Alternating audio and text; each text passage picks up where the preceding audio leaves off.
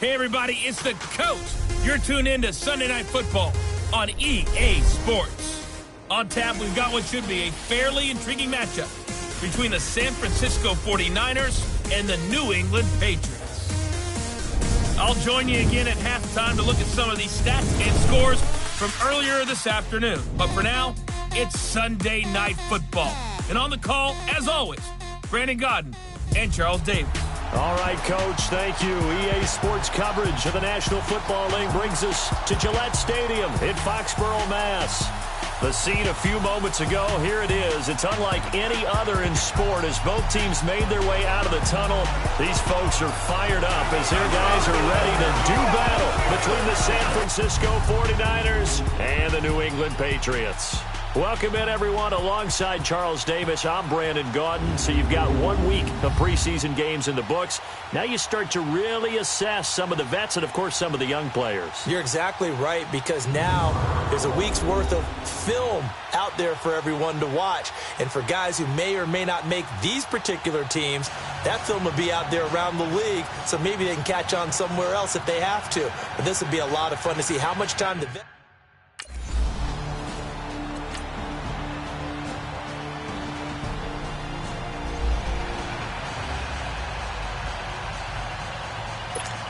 Ryan Suckup on for the point after.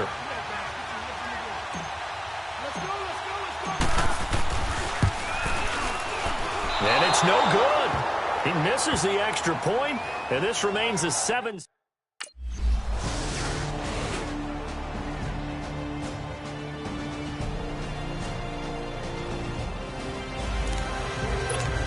So even though it's first down, here's the field goal unit on now to try to get 3 before halftime. So we have reached halftime here with a visit. All right, hang on.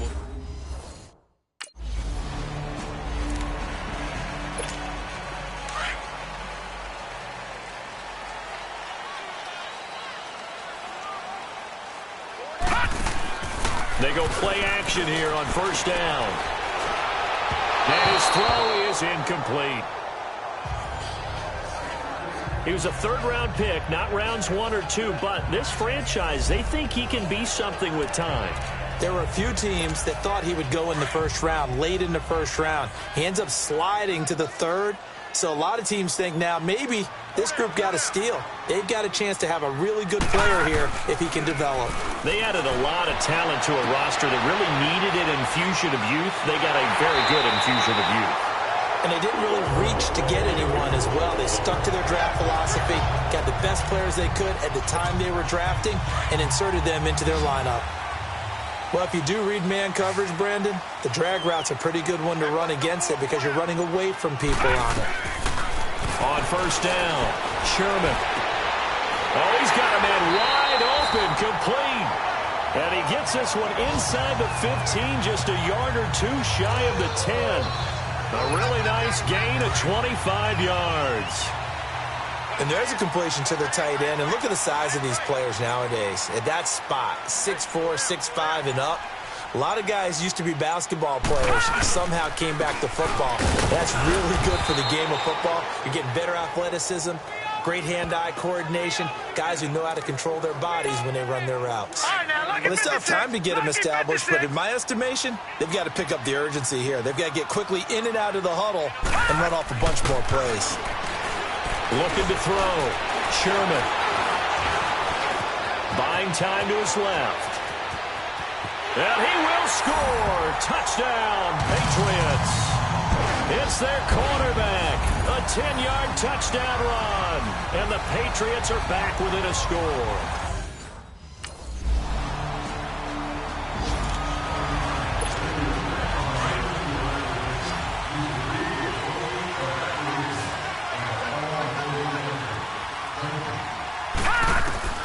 Throwing on first down. Sherman to Michel on the dump off. And able to get it here to about the 16-yard line. 6 yards on the pickup, and it'll be second down. So many times you hear today's NFL described as a space game. Get your best players into space with the football in their hands. That's why sometimes you just swing it out to your runner, get him out in the flat, and let him have a chance to make people miss an open field. That'll be a New England first down, a gain of 12. The former 7th-round pick, Julian Edelman, just continues to have such a productive career. And has made himself into a receiver. Remember, he was a college quarterback, and not just a productive one, a very good one. At Kent State, right? Yes, a great leader, a guy who could make plays with his feet and his arm. Got to the NFL and had to convert into being a receiver and was drafted that way. And that conversion, oh boy, it's been good.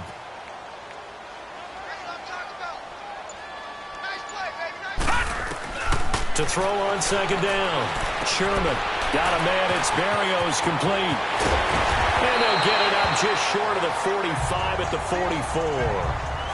Now after the completion, we're going to get a timeout, an injured player. Definitely the last thing you want to see here in a preseason game. We'll be right back. On 1st and 10, Sherman. And it pops free. The collision there jarred the ball loose and brings up 2nd down. So now here in the 2nd week of the preseason, you'd expect the starters play a little bit more than they did in week 1, but not a whole lot. So if you're an offensive coordinator, what are you looking for? What you're looking for is things getting cleaned up as you go along, because most of your playbook's probably installed. How well are they handling it? Easy in and out of the huddle? No mental mistakes? Are they starting to look like a good offensive football team? Well, that's why the guy with the headsets is down there. All right, they know what they're doing because they got stuffed on a running play on 1st down. And I think myself and probably the fans were saying throw the football in this situation. But he knew what he was doing, called another run, and now they've got 3rd and short. It's an 8-yard pickup and leads to a new set of downs. This quarterback now a perfect 8 for 8 to start the 2nd half. Not bad. 1st and 10. And he's got his big tight end over the middle, complete. And they'll wind up getting this one all the way down inside the 20. That one goes for 24 yards.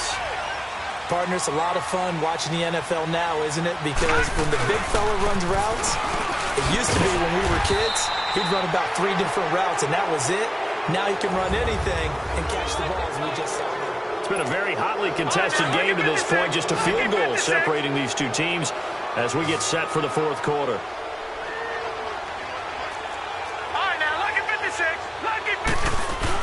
They stay on the ground. This time it's Michel. And he's able to get it down to the 2-yard line. It's an 8-yard pickup, and it leads to a 1st and goal. At this stage of the game, the run-pass numbers are a little bit out of whack because most of their yardage has come through the air. But in a sense, that just sets things up for big runs like that because the defense might be a little bit off balance. They pick up another 1st down with that run. Eluding the pressure right. Oh, he had 6 points in his hands there. Couldn't hang on. 2nd down. You know, during these preseason games, we're in week 2 right now, it's always funny looking at our spot charts up here in the booth because with all the guys that might play in this one, it seems to get bigger and bigger each year. Yeah, we pretty much supersize them, don't we? Because, you know... And this is caught. Touchdown, Patriots. Sony Michel.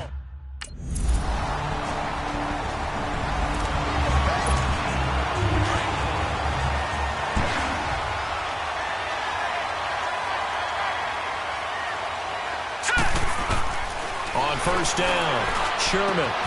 That's out to his running back, Michel.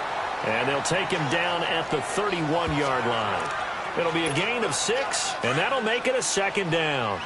Everyone's got to be able to catch the football. Doesn't matter what position you play, but if you're on offense, be aware a ball may come your way. Now Michel, and he'll scratch out only about a yard up to the 32. I know that speed is the hallmark of today's NFL game, but the key to good rushing defense is still having your linebackers set the edge. They'll try and run for it. Here's Michel, and he's going to have the 1st down yardage to the 35. He continues to struggle to find a crease to break off a big one and might need to just put that aside and just try and ram his way forward and get what he can. Throwing on 1st down, Sherman, and he'll be hit as he releases it, and that'll fall incomplete. We've seen this quite a few times in this game. Offensive line unable to keep leverage, unable to keep people away, facing a lot of pressure. Fortunate just to get rid of it. One of the reasons they're down is that inability, though, to stop the pressure. We saw another example of it there. And he'll be taken down, but not before he gets into enemy territory. They call it a gain of 19, and it moves the chains. All right, now look And when you hit him on the move like that, and he's able to get into open field with a full head of steam, oh, boy, it's going to be tough to get him down. Yeah, there was a big window. They're lucky they did get him down. Back to throw. Sherman looking for his tight end on the corner. It's complete. 23 yards on the play. Tell you what, he's been able to put the ball in some tight spots all game long. That throw, no different. Yeah, a lot of people would call it a gutsy type of a throw. I think he looks at it as, I can do it, so it's not that big of a deal to me. I'm going to keep firing. Looking to throw. Sherman. And he can't find anywhere to go with it, and he goes down. Well, they were coming out of the 4-3 defensively. Pressure coming off that right side from the DN. And that's the blind side of most quarterbacks. If you're right-handed, that's the side you don't see quite as well. And that's why you rely on your left tackle, maybe your highest-paid offensive lineman, to take care of you. In this situation, that didn't happen. And he'll get it down this time to the 17. And they'll get 9 there as that sets him up better for third down. One thing you're hoping for when you run drag routes, you're able to hit a receiver in stride, and he can pick up a lot of yardage after the catch. But in this situation, the defense was effective, able to stop him before he could get a good head of steam going. They only get 5 out of that quick slant, but that's good enough for a first.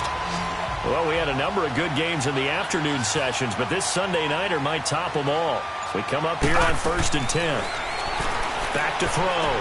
Sherman. This will be caught at about the 6. And he's going to be brought down just shy of the 5 at the 6. So the Patriots with a football as we get you reset. They face a second down, but they are in field goal range. They'll look to throw. And it's going to be caught for a Patriot touchdown. Sony Michel from 6 yards away.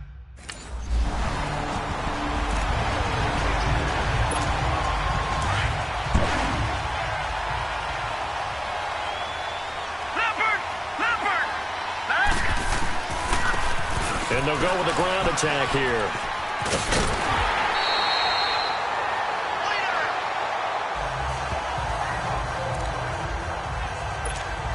And not totally home free yet, but it's looking good as they come up 1st and 10.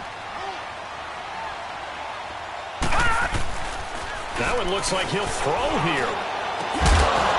And incomplete. He dropped it in the end zone. I know you felt like saying touchdown there, didn't you, partner? That looked like a sure 6 points, but the contact jarred it free. Got his hands on it, could not hold on through the end of the play. Here's Wadley on the ground. And they get to him quickly here as he stopped right around the 13. New England on 3rd down. They've hit it 50%, 3 of 6 to this point. This is 3rd and 9. No, Jack, Patriot! On the handoff, it's Michel. And he'll take it into the end zone for a Patriot touchdown. Sony Michel.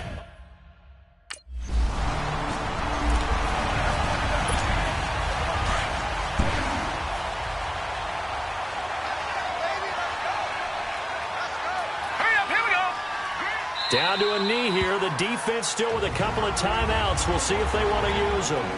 And the 49ers going to take another timeout as they get it right at the 32nd mark of this 4th quarter. And they will take a knee here. And now the Niners going to signal for their 3rd and final timeout as the clock will stop with just under 30 seconds left to go. So time to start going in the other direction as they come up now 3rd and long. And they take a knee.